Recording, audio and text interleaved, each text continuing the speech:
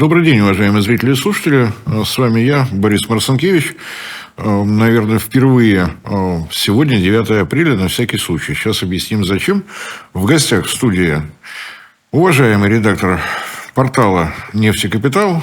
Если кто еще не подписан, немедленно идите и подписывайтесь. Это и сайт, это и телеграм-канал.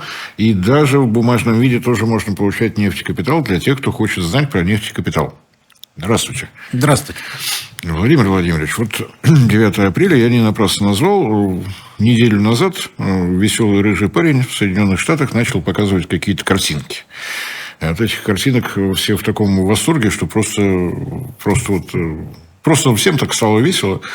Он, помню, еще показывал какую-то красивую такую золотую пластину, говорил, покупайте за 5 миллионов, приезжаете в Штаты. Странно, что до сих пор еще на экране не появился Ким Чен Ын с такой же золотой пластинкой. Регистрируйте компания в КНДР. Это тоже стоит 5 миллионов. Я думаю, желающие появятся. Ким Чен Ын, наверное, скорее баллистические ракеты будет показывать. Мог бы заработать. Почему Россия не попала под санкции? У нас исключение по странам сколько получилось? Россия, КНДР, вышеупомянутая, Белоруссия, кто-то еще четвертый. По-моему, кто-то еще, с кем у США торговли нет вообще. То есть, или Иран, или Куба, кто-то из них. Да? А почему Россия-то не попала? У нас надо же угнетать Россию, надо же, чтобы эта экономика в клочья, вот это вот все. Тут сложно. То есть, Трамп, он мастер художественного слова, а иногда мастер художественного свиста. Вообще, на самом деле, человек талантливый. Это да. Он понимает, что пока можно давить, надо давить. Нельзя давить физически, можно давить словесно, значит, надо давить словесно. Обратите внимание, сколько было разговоров по поводу страшных пошлин, которые будут наложены на Канаду и Мексику. Все всполошились. А потом началось не тогда, а попозже, не с марта, а с апреля. Не на все товары, на некоторые. На некоторые, и не 100-500%, а 25%, а если договоримся, то и 10%. То есть, пока мы видим из такой жуткой реальности, которая реально во что-то может вылиться, это пошлины в отношении Китая. Но, опять же, в случае с Трампом все не навсегда. На день сегодняшний Китай ответил так, как ответил, встречные пошлины, и теперь мы возвращаемся к нефти. Нефть ответила асимметрично, она упала. Упала и валяется. Нет, она не валяется, она продолжает падать ниже. То есть, если смотреть в течение дня в динамике, то можно периодически выходить с бодрыми заголовками, достигнуть рекорд 2 лет, 4 лет. А пока действительно все выглядит трагично. И предпосылки для этого все складываются. Собственно, что тут можно сказать, если введение этих пошлин подтормозит экономику общемировую плюс экономики крупнейших стран. А как только начинает тормозиться экономика, ей нужно меньше энергии, стало быть, закупка энергоресурсов сразу падает. И плюс ко всему... Все опять садятся на велосипеды. Кое-кто даже седла снимает и куда-то катит. И плюс ко всему, ОПЕК же у нас сейчас усиленными темпами наращивает... Восстанавливает, да. Соответственно, утрачены ранее позиции, возвращая объемы не добычи, а именно поставки на мировые рынки. И, соответственно, это, безусловно, тоже влияет на цену. Собственно, имеем то, что имеем. Зачем это делает ОПЕК? Тут, опять же, много всяких факторов. Во-первых, ОПЕК, в принципе, организация, которая существует достаточно давно. И, если так посмотреть на то, что они делают, до сегодняшнего дня можно сказать, что они практически никогда не ошибались. В отличие от конкурирующей аналитической группы под названием МЭА. Международное энергетическое агентство многократно предсказало исчезновение угля из числа энергетических ресурсов, зеленый рассвет, розовый закат, это все. Стада электромобилей, которые ездят по миру. Водородомобили. Да, не оскорбляя выхлопом голубое небо. И так далее, и так далее. Как-то, в общем, тут как раз все несколько сдвинулось вправо.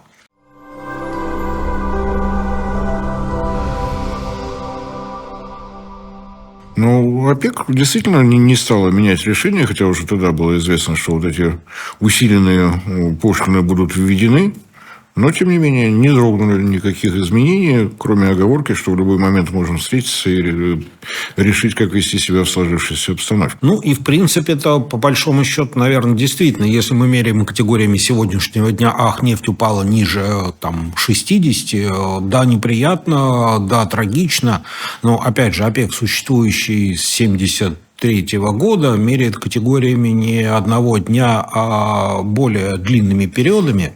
И, кстати, нынешний глава ОПЕК господин Аль-Гайс, а также лидер одной из крупнейших в мире компаний Saudi Aramco, господин Нассер, они не раз говорили о том, что вот эти вот падения цены на нефть и, соответственно, снижение объемов инвестирования в дальнейшую добычу. Напомним, о чем мы говорили не раз, что легкой нефти в мире практически не осталось. То есть каждый баррель поднимается все с большим и большим трудом и все большими и большими затратами, что требует все больших и больших инвестиций. И доставлять этот баррель приходится из еще менее обжитых мест, я бы так сказал. Совершенно верно. Транспортировка растет, и добыча растет, и разведка растет, потому что вести поезд где-нибудь, как у норвежцев, там где-то в Заполярье и на шельфе моря, это действительно все дорого. Совершенно верно. И, соответственно, снижение объемов инвестиций в поиск новых запасов и их разработку ведет к тому, что со временем объем предложения несколько уменьшается.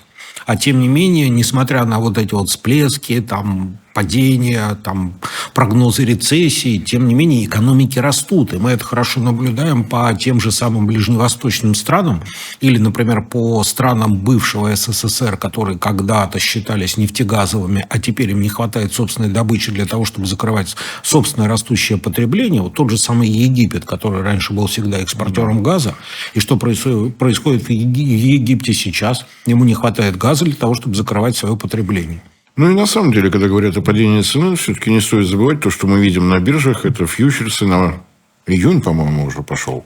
Да. То есть это не падение стоимости черной жижи вот прямо сейчас в режиме онлайн, это обещание купить, продать в июне месяце вот по этой цене. А что касается обещаний, опять же, вернемся к Трампу. Совершенно не факт, что вот этот весь кошмарный набор пошлин, который он в табличке там показывал, он будет введен, потому что он приглашает всех на танец и говорит, давайте будем договариваться, звоните мне, обсудим. Соответственно, как эти обсуждения закончатся, мы не знаем.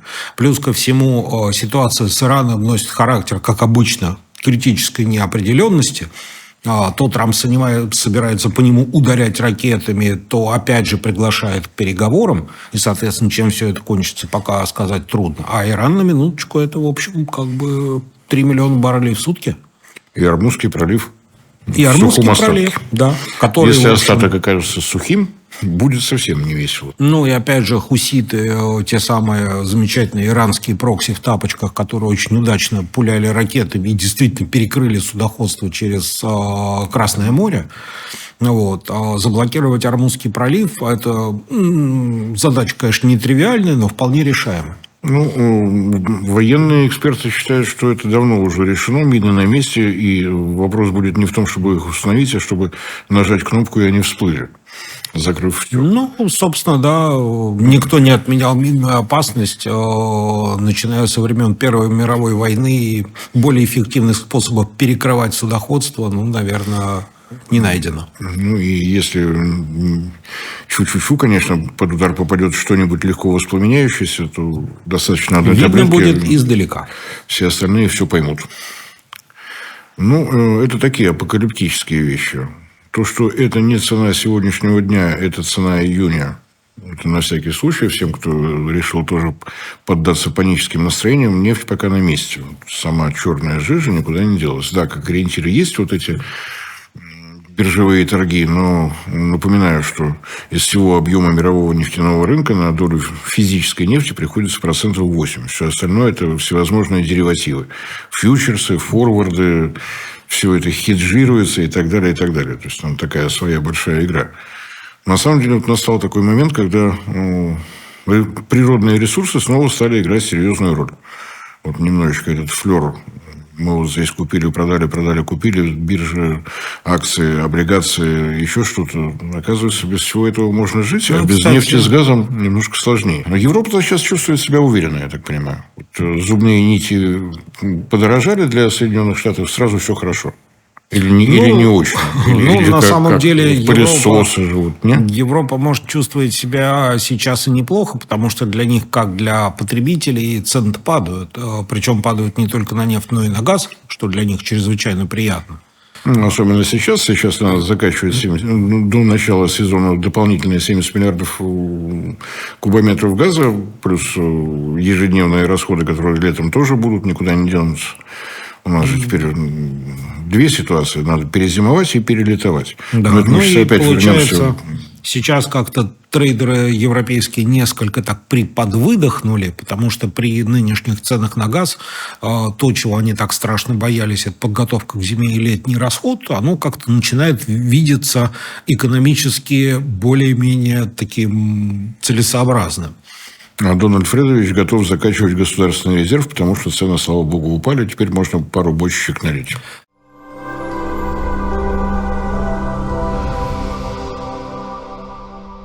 Да, но тут тоже возникает вопрос по поводу американских нефтяников. Разница между той же самой Россией и США или теми странами, где крупнейшими являются государственные компании, в том, что с государственной компанией на уровне государства можно как-то хотя бы договориться. То есть я, как твой главный акционер, настоятельно тебя прошу, закачай там чего-нибудь, пусть даже вот по такой цене, пусть даже тебе это не очень выгодно. Но вот такое у меня поручение к тебе, как, так сказать, компания, в которой я акционер, причем главный.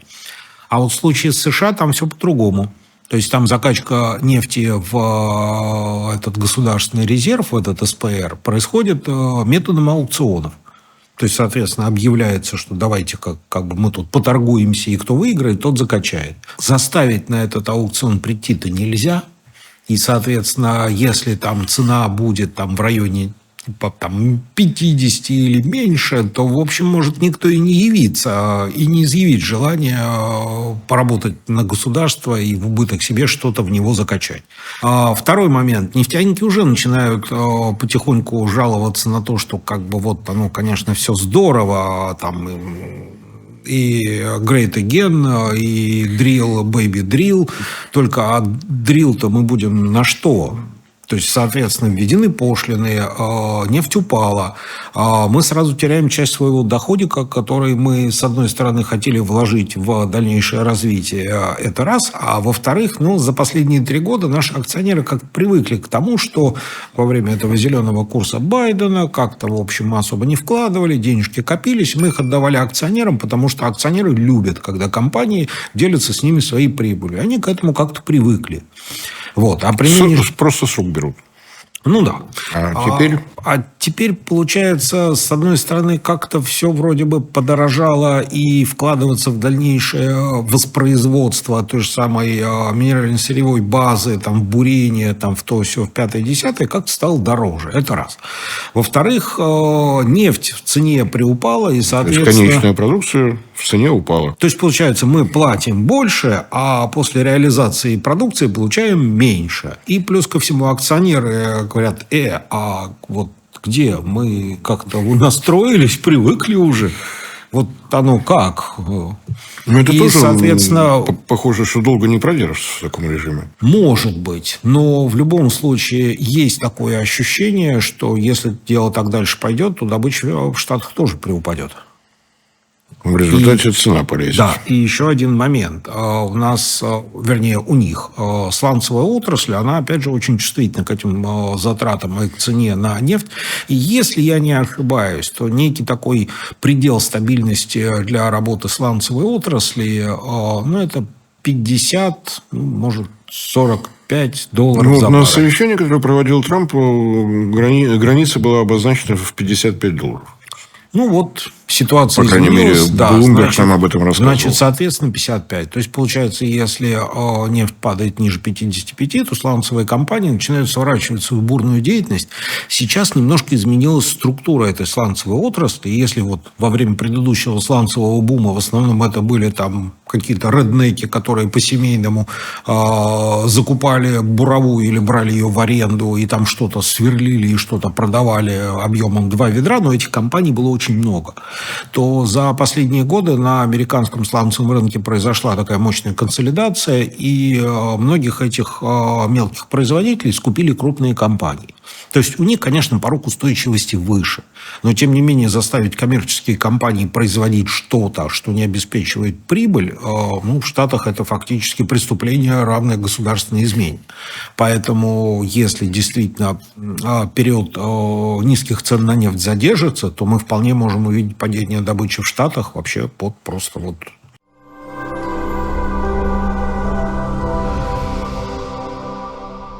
На самом деле, получается, что сейчас пошлины введены. Готовы ли Штаты резко увеличивать объем производства стали, которая необходима для тех же буровых установок, далеко не очевидно. Если вывозить сталь, откуда вывозили, из Евросоюза, из России, из Китая, то это становится дороже. То есть, и инструменты для того, чтобы добывать нефть, добывать газ, тоже становятся дороже. При этом цена на конечную продукцию падает. То есть, здесь действительно такое противоречие, которое вряд ли позволит долго этой ситуации поддерживаться. Но возвращаясь к Трампу, наверное, можно предполагать, что поскольку он действительно, как мы видим, опытный пиарщик, то есть вот этот момент такого психологического и, как это называется, вербальные интервенции. То есть вот это вот нападение в публичной сфере вполне возможно. Таким образом, он просто прощупывает границы, до которых можно продавить своих партнеров /конкурентов, и какие выгоды можно получить. То есть, вполне возможно, можно ожидать, что в какой-то момент вот эта вот вся борьба словесная может не то чтобы закончиться, но накал ее снизится, когда будут нащупаны эти границы, будет понятно, с кем о чем разговаривать, с кем о чем договариваться. Ну, а что касается цен на нефть, я думаю, что мы вряд ли ошибемся. Кто знает, конечно, но пока по состоянию на сегодня, наверное, можно предполагать, что вот этот период относительно низких цен так или иначе в течение этого года продлится. Если, опять же, не произойдет чего-то, на что мы пока даже не то чтобы не рассчитываем, а даже не предполагаем, что это может случиться. У нас в запасе есть ситуация с Ираном, ситуация с Ближним Востоком. Опять же, Саудовская Аравия, которая, видимо, решив, что она ничего не сможет сделать с ценами на нефть, то есть догнать их до 90, которые были бы предпочтительнее для их бюджета, обремененного многочисленными вот этими технологическими затратами типа «Город будущего», там, и так далее, и так далее. Видимо, они решили, раз уж карта так легла, что нефть по 90 в ближайшее время не будет, то, соответственно, имеет смысл, наверное, увеличивать объемы выпуска своей нефти на международные рынки, чтобы хотя бы застолбить себе какие-то рыночные ниши. Это, в принципе, тоже цель, почему бы и нет. Посмотрим. Мне кажется, что если мы с вами еще раз через неделю где-нибудь встретимся, уже хоть какой-то просвет будет виден, по крайней мере, тенденции будут видны, потому что сейчас это не тенденция, это испух рынка, это какие-то эмоциональные совершенно тактические вещи, реакции, да. Как это может отразиться на России? Россия теперь, я так понимаю, цена у нас упала ниже всех потолков, мы можем распродавать серый флот, вообще мы молодцы. Кстати, что касается серого флота, который сейчас по разным оценкам составляет уже около 1000 единиц, у него же нет обязательства возить только российскую нефть. И насколько по ряду косвенных признаков известно, часть этого флота с удовольствием переключилась на поставки иранской нефти, которую они возят точно так же серым образом, потому что так или иначе нефть подсанкционная в любом случае дешевле, чем легальная. А действительно, а что будет с бюджетом? Бюджет закладывалась совсем другая стоимость, и сейчас как-то, если вот эта ситуация продлится с падением цен, то у нас будут проблемы с бюджетом. У нас определенно будут проблемы с бюджетом, потому что, как сообщает Минфин, он не получает тех нефтегазовых доходов, которые были заложены в плане и на которые он рассчитывал. Опять же, по оценкам Минфина, нефть в бюджете была заложена, по-моему, долларов по 70, а она сейчас уже меньше 60, и это бренд, а Юрлс, соответственно, еще дешевле. Плюс ко всему, наверное, не надо быть очень наивными и надеяться, что если российская нефть упала ниже потолка определенного для нее США, опять же, большой семеркой. И большой семеркой, нет, то... Стоп, если США, то США и большая шестерка. Да. Их всего 7. То есть США и их шестерка. Соответственно, получается, что даже если российская нефть упала ниже потолка, то, соответственно, надеяться на то, что вдруг они разрешат теперь свободно торговать российской нефтью, ну, надежды достаточно призрачные. Поэтому все, видимо, будет оставаться как есть. Ну, соответственно, наверное, у российского бюджета с дефицитом в этом году будет все хорошо. Ну, а что получится с ценами на нашем внутреннем рынке? Если ниже экспортная цена, соответственно, будет уменьшен тот самый демпфер, возврат налогов при продаже внутри, соответственно, нельзя будет сдерживать цены на нашем внутреннем рынке, и мы в очередной раз наткнемся на парадокс, что нашим прекрасным, замечательным, великолепным Министерством финансов выстроенный рынок приведет в очередной раз к парадоксу. Цена на нефть упала, стоимость бензина выросла.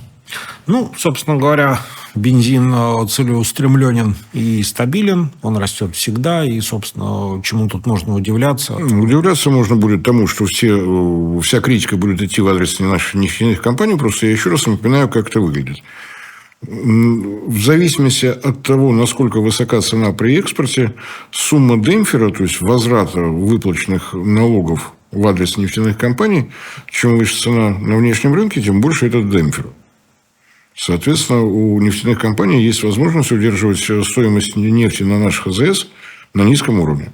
Если цена на внешнем рынке упала, сумма возврата будет меньше, компенсировать будет нечем. Так выстроен рынок, который Министерство финансов считает прекрасно работающим.